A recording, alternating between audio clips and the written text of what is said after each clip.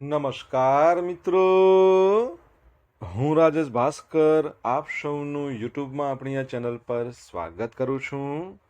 મિત્રો, આજે આપણે તારીખ 17 ઓગસ્ટ 2025ના કેટલાક મોસ્ટ ઇમ્પોર્ટન્ટ કરંટ અફેર અને અગાઉની પરીક્ષામાં પૂછાયેલા કેટલાક ઇમ્પોર્ટન્ટ પ્રશ્નો વિશે ડિટેલમાં ચર્ચા કરીશું, જે આપને આવનારી પરીક્ષા માટે ખૂબ જ ઉપયોગી સાબિત થશે.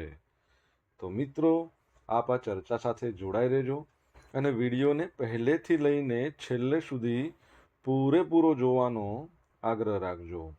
તો ચલો મિત્રો, શરૂ કરીએ. શરૂઆત કરતા પહેલા જણાવી દઉં કે જો તમારે આપણી આ યુટ્યુબ ચેનલને સબસ્ક્રાઇબ કરવાનું બાકી હોય તો ચેનલને સબસ્ક્રાઇબ કરજો, નોટિફિકેશન બેલ આઇકોનને પ્રેસ કરીને, અને જો તમને વિડીયો પસંદ આવે તો વિડીયોને લાઈક કરજો. પરંતુ વિડીયોને અત્યારે જ શેર કરી દો. વિડીયોને શેર કરવાનું ભૂલશો નહીં. તમારા જેટલા પણ મિત્રો જેઓ કોમ્પિટિટિવ એક્ઝામની તૈયારી કરી રહ્યા છે એ બધા મિત્રો જોડે વિડીયોની લિંકને અત્યારે જ શેર કરી દો. ચલો તો શરૂઆત કરીએ. સૌપ્રથમ જોઈશું અગાઉની પરીક્ષામાં પૂછાયેલા બંધારણના પ્રશ્નો, જેના જવાબો તમારે મને કમેન્ટ બોક્સમાં લખીને જણાવવાના છે. વિડીયોના લાસ્ટમાં જ્યારે હું તમને આ દરેક પ્રશ્નના જવાબ જણાવું ત્યારે તમારે ચેક કરવાનું છે કે તમે આપેલા પ્રશ્નોના જવાબમાંથી કેટલા પ્રશ્નોના જવાબ સાચા છે, અને જેટલા પણ પ્રશ્નો જવાબ સાચા હોય એનો આંકડો તમારે કમેન્ટમાં લખવાનો છે કે 10માંથી આટલા સાચા. ડેઇલી જીકે ટેસ્ટમાં આપણે રોજ 10 પ્રશ્નો પૂછીએ છીએ, એમાંથી 5 પ્રશ્નો બંધારણના હોય છે. બાકીના જે 5 પ્રશ્નો છે એ ભૂગોળના હોય છે.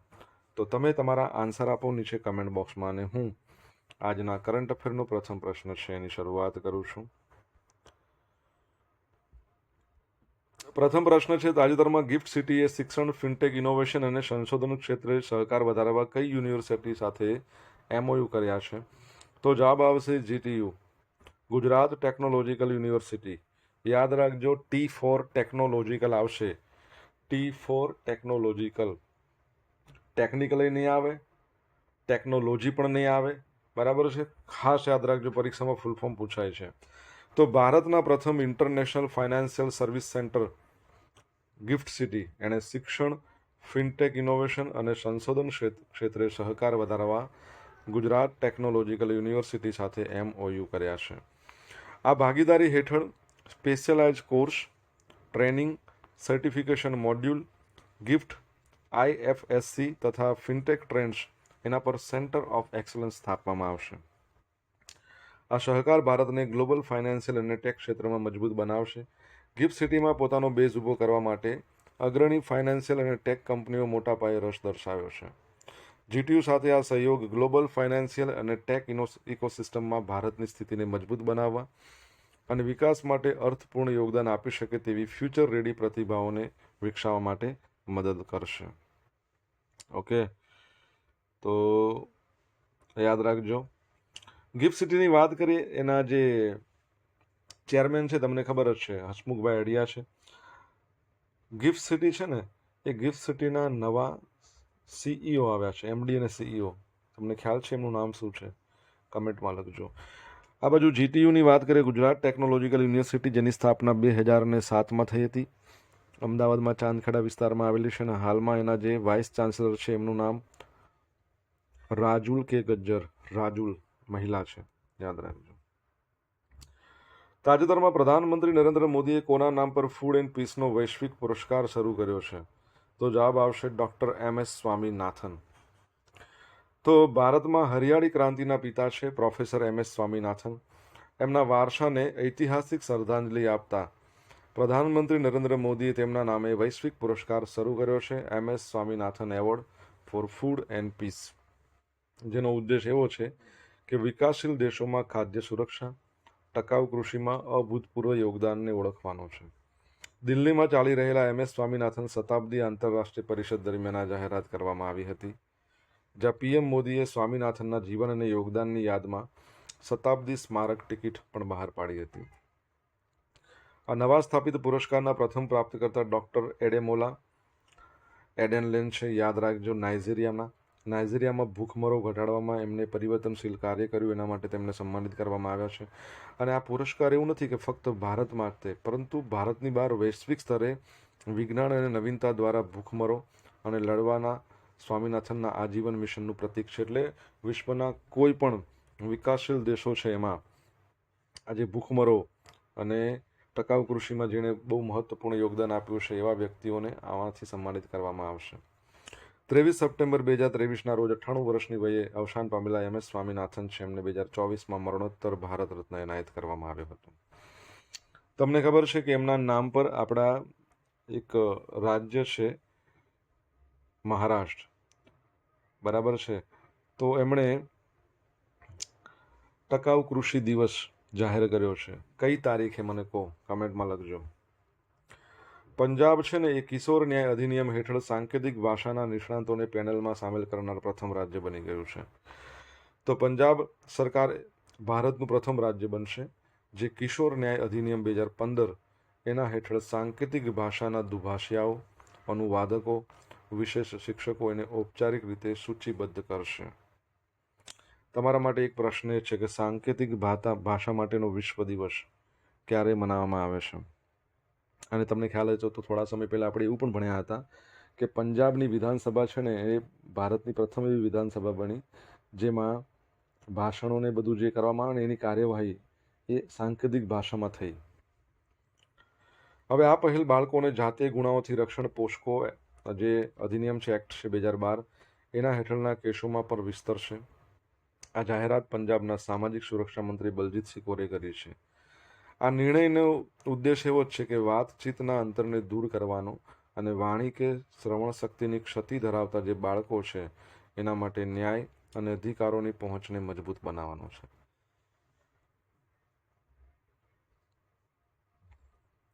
પેનલમાં સમાવિષ્ટ વ્યવસાયિકોને કોર્ટ કાર્યવાહી દરમિયાન મદદ કરશે, જેનાથી વાતચીતમાં ખામી ધરાવતા બાળકોને તેમના કેસોમાં અસરકારક રીતે ભાગ લેવા સક્ષમ બનાવવામાં આવશે. આ પગલાંથી કિશોરોને સંડોવતા સંવેદનશીલ કેસોમાં ન્યાયી, પારદર્શી અને નિષ્પક્ષ પરિણામો સુનિશ્ચિત થવાની અપેક્ષા છે. ઓકે, આગળ વધીએ. મિત્રો, વિડીયો પસંદ આવ્યો હોય, ભણવાની મજા આવી હોય તો વિડીયોને એક લાઇક આપજો. તમારા મિત્રો જોડે વિડીયોની લિંકને શેર કરજો. આપણી 2 યુટ્યુબ ચેનલ રાજેશ ભાસ્કર 2 બંનેને સબસ્ક્રાઈબ કરજો. બાકી હોય તો નોટિફિકેશન બેલ આઇકોનને પ્રેસ કરીને. જો તમારે ડેઇલી કરંટ અફેરની PDF જોઈતી હોય તો આપણી ટેલિગ્રામ ચેનલ છે. ટેલિગ્રામ ચેનલ પરથી ડેઇલી કરંટ અફેરની PDF મળશે, સાથે તમને પોલ્સ પણ રમવા મળશે. તાજેતરમાં કોના દ્વારા કૃત્રિમ બુદ્ધિ સંચાલિત મીટિંગ સારાંશ એટલે AI સંચાલિત મીટિંગ સારાંશ સાધન જેનું નામ છે સભાસાર એ લોન્ચ કરવામાં આવ્યું? તો આપણા પંચાયતી રાજના મંત્રાલયના મંત્રી છે રાજીવ રંજન સિંહ ઉર્ફ લલ્લનસિંહ, એમના દ્વારા. તો રાજીવ રંજન સિંઘે 24 ઓગસ્ટના રોજ નવી દિલ્હીમાં સભાસાર લોન્ચ કર્યું છે. પંચાયતી રાજના તેઓ મંત્રી છે. તમારા માટે પ્રશ્ન સિમ્પલ: પંચાયતી રાજ દિવસ આપણે ક્યારે મનાવીએ છીએ ભારતમાં?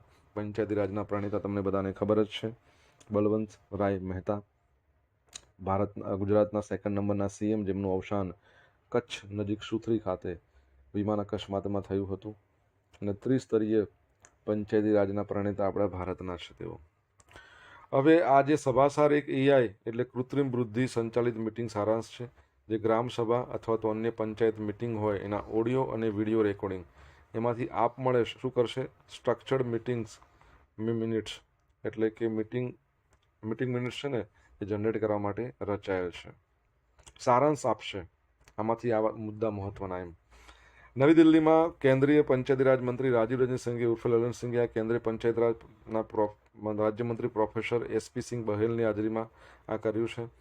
સભાસાર બોલાતી ચર્ચાઓનું ટ્રાન્સક્રિપ્શન કરવા માટે, મુખ્ય નિર્ણયો અને કાર્ય મુદ્દાઓને ઓળખવા અને સારી રીતે ફોર્મેટ કરેલી મિનિટ બનાવવા માટે અદ્યતન AI અને નેચરલ લેંગ્વેજ પ્રોસેસિંગ ટેકનોલોજીનો ઉપયોગ કરે છે. આના પ્રથમ પગલાં તરીકે ત્રિપુરાના તમામ 1194 ગ્રામ પંચાયતો, જે પરંપરાગત સ્થાનિક સંસ્થાઓ સહિતની આ ખાસ ગ્રામ સભાઓ માટે મિનિટ્સ જનરેટ કરવા માટે ટૂલનો ઉપયોગ કરશે. તાજેતરમાં કોણ રાયસન જિલ્લામાં બનનારી રેલ કોચ ફેક્ટરીનું ભૂમિપૂજન કરશે? તમે સપોઝ આ પ્રશ્ન ના ભણ્યા હોય, આ ટોપિક ના ભણ્યા હોય ને, તો તમે લોકો શું કરો ખબર છે? ઓપ્શન એ ટીક કરો, પરંતુ ઓપ્શન એ નથી સાચો. શું આવશે? રાજનાથ સિંહ. આપણા કેન્દ્રીય મંત્રી અચ્છા, ક્યાં પાછું બોલવું હોય જૂનું? ઓકે, શું આવશે? રાજનાથ સિંહ આવશે. તો આપણા સંરક્ષણ મંત્રી છે રાજનાથ સિંહ, એમણે રાયસેન જિલ્લામાં બનનારી રેલ કોચ ફેક્ટરીનું ભૂમિપૂજન કર્યું. ક્યાં આવેલી છે? મધ્યપ્રદેશ. આ પ્રસંગે બીઈએમએલ ભારત અર્થ મૂવર્સ લિમિટેડ પ્રોજેક્ટ, એને પ્રસ્તાવિત જે પ્લાન્ટ છે, 3D વોક થ્રુ અને નવા પ્લાન્ટના મોડેલો, એના પર પણ કેન્દ્રિત એક ટૂંકી ફિલ્મને પ્રદર્શિત કરવામાં આવી. જો ભારત અર્થ મૂવર્સ લિમિટેડની આપણે વાત કરીએ તો રિસન્ટલી જ આપણે ભણ્યા હતા કે એને પોતાનો પ્રથમ આંતરરાષ્ટ્રીય કોન્ટ્રાક્ટ મળ્યો છે. કયા દેશ પાસેથી? તમારે કહેવાનું છે. ભારત અર્થ મૂવર્સ પ્રોજેક્ટ ભોપાલ જિલ્લાની સરહદ નજીક રાયસેનના ઉમરિયા ગામમાં 60 હેક્ટરથી વધુ જમીન પર 1800 કરોડના ખર્ચે બ્રહ્મા પ્રોજેક્ટ છે. એટલે બીઈએમએલ, બી ફોર બીઈએમએલ, અને એના પછી આખું બ્રહ્મા લખો તો રેલ હબ ફોર મેન્યુફેક્ચરિંગ એ બનાવશે. આ પ્રોજેક્ટથી ભોપાલ, રાયસેન, સિહોર, વિદિશા જેવા જિલ્લાઓને ફાયદો થશે. અહીંયા વંદે ભારત અમૃત ભારત મેટ્રો ટ્રેનના કોચ બનાવવામાં આવશે. તમને ખ્યાલ છે રિસન્ટલી આપણે ભણ્યા હતા કે ભારતમાં જે હાઇડ્રોજન સંચાલિત ટ્રેન બનવાની છે એના ટેસ્ટિંગ ચેન્નઈમાં કરવામાં આવ્યું. બ્રહ્મા પ્લાન્ટ, બ્રહ્મા પરથી યાદ આવ્યું ઓપરેશન બ્રહ્મા. મ્યાનમાર એટલે કે બર્મા, જેમાં 7.7ની તીવ્રતાનો ભૂકંપ આવ્યો હતો, એમાં આપણે માનવતાવાદી સહાય મોકલી, એનું નામ ઓપરેશન બ્રહ્મા આપ્યું. બ્રહ્મા પ્લાન્ટ સંપૂર્ણપણે મેક ઇન ઇન્ડિયા અને આત્મનિર્ભર ભારતના ઉદ્દેશો અનુસાર કાર્ય કરશે. પ્લાન્ટમાં વપરાતી મોટાભાગની ટેકનોલોજીઓ અને સામગ્રી દેશમાં જ વિકસાવવામાં આવશે. તેનું ઉત્પાદન કરવામાં આવશે, જેનાથી વિદેશી નિર્ભરતા ઓછી થશે. આ પ્લાન્ટના નિર્માણમાં પર્યાવરણ ધોરણો પર ખાસ ધ્યાન આપવામાં આવશે. પ્રોજેક્ટની પ્રારંભિક ઉત્પાદન ક્ષમતા પ્રતિ વર્ષ 125થી 200 કોચની હશે, જે 5 વર્ષમાં પ્રતિ વર્ષ 1100 કોચ સુધી વધારવામાં આવશે. ઓકે. હર ઘર તિરંગા હર ઘર સ્વચ્છતા અંતર્ગત વિવિધ કાર્યક્રમોમાં રાજ્યભરમાંથી 22.40 લાખથી વધુ વિદ્યાર્થીઓ જોડાયા. તો ગુજરાતના તમામ જિલ્લાઓ અને મહાનગરપાલિકાઓમાં હર ઘર તિરંગા કાર્યક્રમ અંતર્ગત 8થી 12 ઓગસ્ટ 2025 દરમિયાન તિરંગા સાથે સેલ્ફી કાર્યક્રમમાં 5.45 લાખથી વધુ નાગરિકો, સ્વચ્છતા ડ્રાઈવમાં 5.37 લાખથી વધુ, તિરંગા યાત્રામાં 16 લાખથી વધુ, ટોટલ 26 લાખથી વધુ દેશભક્ત નાગરિકો જનભાગીદારીથી જોડાયા. હર ઘર તિરંગા હર ઘર સ્વચ્છતા આ કાર્યક્રમ અંતર્ગત રાજ્યભરની 1.20 લાખથી વધુ શાળા કોલેજો મળીને 22.40 લાખથી વધુ વિદ્યાર્થીઓ દેશભક્તિ રજૂ કરીને ચિત્રકળા, રંગોળી, પત્રલેખન, ક્વિઝ, વેશભૂષા, મહેંદી એ બધી સ્પર્ધામાં જોડાયા. અહીંયા એક બીજી બાબત મને યાદ આવે છે, સંસ્કૃત સપ્તાહ પણ રિસન્ટલી મનાવવામાં આવ્યો. ક્યાંથી કઈ તારીખ સુધી તમારે જણાવવાનું છે. કમેન્ટ બોક્સમાં લખીને જો આન્સર આવડતો હોય તો. સોશિયલ મીડિયાના માધ્યમથી તમે મારી જોડે કનેક્ટ રહી શકો છો. મારું ઇન્સ્ટા આઈડી છે rajesh.i.bhaskar, મારું ફેસબુક આઈડી છે RI ભાસ્કર, અને ટેલિગ્રામ ચેનલ છે આપણી રાજેશ ભાસ્કર, જ્યાં તમને ડેલી કરંટ અફેરની પીડીએફ મળશે, તમને પોલ્સ પણ રમવા મળશે. અને જો ભણવાની મજા આવી હોય તો વિડીયોને એક લાઇક કરી દો, તમારા મિત્રો જોડે વિડીયોની લિંકને શેર કરી દો. ચેનલ આપણી સબસ્ક્રાઇબ કરવાની બાકી હોય તો સબસ્ક્રાઇબ કરો, નોટિફિકેશન બેલ આઇકોનને પ્રેસ કરીને. તાજેતરમાં કયા રાજ્યમાં સોશિયલ મીડિયા દ્વારા થતી છેતરપિંડી શોધવા ગરુડ દ્રષ્ટિ શરૂ કરાઈ છે? તો જવાબ આવશે મહારાષ્ટ્રમાં. રિસન્ટલી આપણે ભણ્યા કે પંજાબની અંદર સરહદ પારથી ડ્રગ્સની હેરફેર અટકાવવા માટે શરૂ કરવામાં આવ્યું છે. શું તમારે જણાવવાનું છે? તો સોશિયલ મીડિયા પ્લેટફોર્મ દ્વારા છેતરપિંડીને રોકવા માટે મહારાષ્ટ્ર સરકારે ગરુડ દ્રષ્ટિ સિસ્ટમ વિકસાવી છે. મહારાષ્ટ્રના મુખ્યમંત્રી દેવેન્દ્ર ફડણવીસે કહ્યું કે રાજ્ય પાસે સોશિયલ મીડિયા દ્વારા થતી સાંપ્રદાયિક નફરત જેવી ઘટનાઓ રોકવા માટે વિશ્વની શ્રેષ્ઠ સિસ્ટમ અને ટેકનોલોજીની પહોંચ છે. એમણે જણાવ્યું, ગરુડ દ્રષ્ટિ આવા વ્યક્તિઓને શોધવા કાઢવા માટે એમની સામે તાત્કાલિક કાર્યવાહી સુનિશ્ચિત કરવામાં મહત્વપૂર્ણ ભૂમિકા ભજવી રહી છે. આ સિસ્ટમ દ્વારા પ્લેટફોર્મ પર ગુનાહિત પ્રવૃત્તિઓ શોધી કાઢવા માટે ટ્રેક કરવાનું શક્ય બનશે. મુખ્યમંત્રી દ્વારા વસૂલ કરાયેલ રકમ છેતરપિંડીનો ભોગ બનેલા લોકોને સોંપવામાં આવી હતી. મોટાભાગના નાણાકીય છેતરપિંડી પ્લેટફોર્મ વિદેશી સંસ્થાઓ એના દ્વારા સંચાલિત થાય છે, જેથી દરેક વ્યક્તિને સતર્ક રહેવું જોઈએ. નાણાકીય છેતરપિંડીનો ભોગ બન્યા હોય તો વહેલી તકે હેલ્પલાઇન નંબર 1930-1945 પર સંપર્ક કરજો. ઓકે, આગળ વધીએ. અમિત શાહ ભારતના સૌથી લાંબો સમય સુધી ગૃહમંત્રી રહેલા ગૃહમંત્રી બન્યા એવું કહી શકાય. તો અમિત શાહ 2258 દિવસો કરતાં વધારે, આ તો લગભગ 4-5 દિવસ પહેલાનો વાત છે, એટલા કરતાં વધારે દિવસ સુધી ભારતના ગૃહમંત્રી રહ્યા. ત્યારબાદ LK આડવાણી 2256, આમણે 2258 પ્લસ.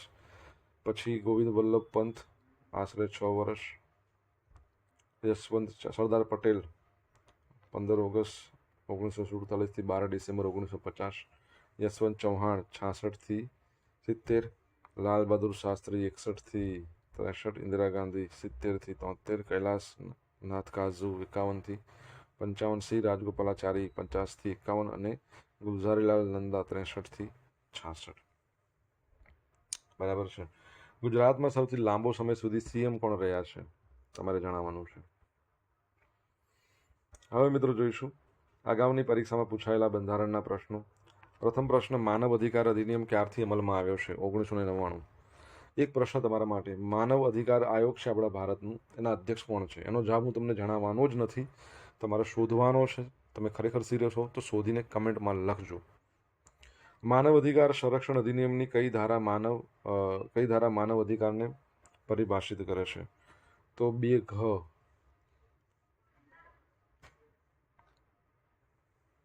રાષ્ટ્રીય માનવ અધિકાર આયોગના પ્રથમ અધ્યક્ષ ન્યાયમૂર્તિ રંગનાથ મિશ્રા. રાષ્ટ્રીય માનવ અધિકાર આયોગના અધ્યક્ષ અથવા તો અન્ય સદસ્ય પોતાનું રાજીનામું કોને આપે છે? રાષ્ટ્રપતિ. કયા વર્ષમાં બંધારણમાં સુધારો કરીને મૂળભૂત ફરજો બંધારણમાં સમાવેશ કરવામાં આવ્યો હતો? 1976. 42મા નંબરનો બંધારણીય સુધારો હતો. બરાબર યાદ રાખજો. હવે મિત્રો જોઈશું અગાઉની પરીક્ષામાં પૂછાયેલા ભૂગોળના પ્રશ્નો. પહેલો પ્રશ્ન, તાપી અને નર્મદા નદી વચ્ચે કઈ પર્વતમાળા આવેલી છે? તો સાતપુડા. નાના ગીર તરીકે ઓળખાતા પ્રદેશમાં આવેલા ડુંગર કયા નામે ઓળખાય છે? મોરધારના ડુંગરો. ભારતમાં માળખાગત વિકાસના પ્રોજેક્ટ પૈકી એક પૂર્વ પશ્ચિમ કોરિડોર છે. આ કોરિડોરને પૂર્વમાં કયા સ્થળે શરૂ થવાનું છે? પોરબંદર. તમને ખબર છે ને, ગુજરાતમાં આ વર્ષે હમણાં જ 15મી ઓગસ્ટ એટલે કે સ્વતંત્રતા દિવસની રાજ્ય કક્ષાની ઉજવણી પોરબંદરમાં થઈ. 79મા નંબરનો હતો. ગુજરાતમાં રિફાઇનરીઓમાં ખનિજ તેલની આડ પેદાશો કેરોસીન સ્પિરિટ ઉત્પન્ન થાય છે, તેને પાઇપલાઇન દ્વારા ક્યાં મોકલવામાં આવે છે? તો અમદાવાદમાં સાબરમતી. રતન જ્યોતના બીમાંથી તેલ મેળવવાની સૌપ્રથમ કઈ ઔદ્યોગિક વસાહતમાં શરૂઆત કરવામાં આવી? તો આજી.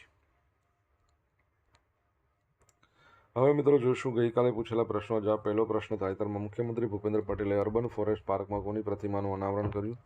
બિરસા મુંડા. બરાબર છે. આદિજાતિના ભગવાન કહેવાય છે. 15 નવેમ્બર એમનો જન્મદિવસ છે, જેને ભારતની અંદર જનજાતિ ગૌરવ દિવસ કહેવાય છે. તાજેતરમાં ભારતીય ખેલાડી નમ્રતા બત્રાએ સિલ્વર મેડલ જલ્દી ઇતિહાસ રચ્યો છે. કઈ રમત સાથે તેઓ સંકળાયેલા છે? વુશુ, એક ચાઇનીઝ માર્શલ આર્ટ છે. હવે મિત્રો આજે પૂછેલા પ્રશ્નોના જવાબ જોઈ લઈએ. પહેલો પ્રશ્ન હતો, ગિફ્ટ સિટીના નવા CEO કોણ બન્યા છે? તો યાદ રાખજો, સંજય કૌલ. બીજો પ્રશ્ન, MS સ્વામીનાથનનો જન્મદિવસ 7 ઓગસ્ટ, જેને મહારાષ્ટ્રમાં ટકાઉ કૃષિ દિવસ તરીકે ઉજવવામાં આવ્યો. World day for sign languages ક્યારે મનાવવામાં આવે છે? 23 સપ્ટેમ્બર. ચોથો પ્રશ્ન, પંચાયતી રાજ દિવસ ભારતમાં ક્યારે મનાઈએ છે? 24મી એપ્રિલ. 5મા નંબરનો પ્રશ્ન, કે રિસન્ટલી BEML છે એને આંતરરાષ્ટ્રીય કોન્ટ્રાક્ટ કયા દેશ તરફથી મળ્યો? મલેશિયા તરફથી. $1 મિલિયન છે. છઠ્ઠો પ્રશ્ન શું હતો? કે સંસ્કૃત સપ્તાહ આપણે મનાવવામાં આવ્યો રિસન્ટલી 6 થી 12 ઓગસ્ટ દરમિયાન. 7મા નંબરનો પ્રશ્ન, પંજાબ છે ત્યાંથી સરહદ પર થતી ડ્રગ્સનો હેરફેરી રોકવા માટે બાજ અખ લોન્ચ કરવામાં આવ્યું છે. બાજ અખ. 8મા નંબરનો પ્રશ્ન, ગુજરાતમાં સૌથી વધારે લાંબો સમય જે CM રહ્યા છે એ કોણ છે? આપણા શ્રી નરેન્દ્ર મોદી સાહેબ. 12 વર્ષ જેવું રહ્યા છે. હવે જોઈશું ગઈકાલના કરંટ અફેરમાંથી પૂછેલા કેટલાક ઇમ્પોર્ટન્ટ પ્રશ્નો જેના જવાબો તમારે કમેન્ટમાં લખવાના. પહેલો પ્રશ્ન, સ્વતંત્રતા દિવસના અવસરે ગુજરાતના કેટલા પોલીસ કર્મચારીઓને રાષ્ટ્રપતિના હસ્તે શૌર્ય અને સેવા ચંદ્રકો એનાયત કરવામાં આવ્યા? સેકન્ડ પ્રશ્ન, PM Modi United Nation General એસેમ્બલીની બેઠકમાં હાજરી આપશે તે કેટલામું સત્ર છે? તમને જો આન્સર આવડતો હોય તો કમેન્ટ બોક્સમાં લખજો. આ હતા આજના દિવસના કેટલાક મોસ્ટ ઇમ્પોર્ટન્ટ કરંટ અફેર. સાથે આપણે જોયું અગાઉની પરીક્ષામાં પૂછાયેલા ઇમ્પોર્ટન્ટ પ્રશ્નોના જવાબોની સાથે. આશા રાખું બધાને ભણવાની મજા આવી હોય તો વિડીયોને લાઇક કરો, તમારા મિત્રો જોડે વિડીયોની લિંકને શેર કરો. આપણી બંને યુટ્યુબ ચેનલ રાજેશ ભાસ્કર 2ને સબસ્ક્રાઈબ કરો, નોટિફિકેશન બેલ આઇકોનને પ્રેસ કરીને. તો મિત્રો, thank you so much for watching this video. Have a nice day. જય હિન્દ, જય ભારત, જય જય ગરવી ગુજરાત.